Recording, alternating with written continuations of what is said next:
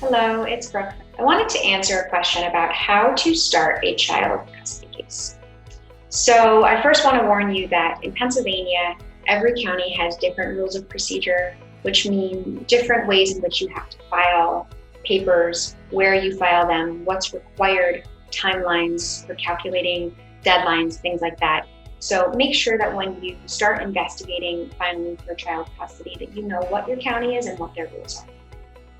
Now, when you start to file for child custody, the process is started by a complaint in custody. That's what it's called. The complaint itself will set forth both of the parents' names and addresses. It will also set forth the child or children, their names, addresses, and date of births. It will set forth other factors as whether or not the children were born in and out of wedlock, who they have resided with in the last 5 years. And then finally, you're going to want to state in that complaint what it is you as the plaintiff or the person who's filing for custody want. And that is in terms of legal custody and shared and physical custody. Legal custody is the right to make decisions about important things in your child's life, such as school and medical care. Physical custody is actually custody of that body, meaning where does that child stay and on what days and how do you split holidays? That's considered an aspect of physical custody.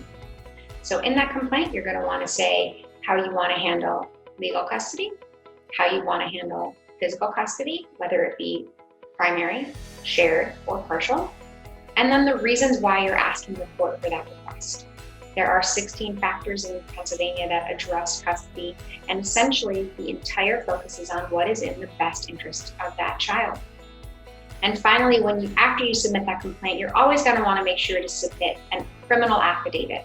It's required by the rules of procedure in all counties, and it is a checklist and a questionnaire about different crimes that you or somebody in your household may have committed, and you have to answer it truthfully under perjury.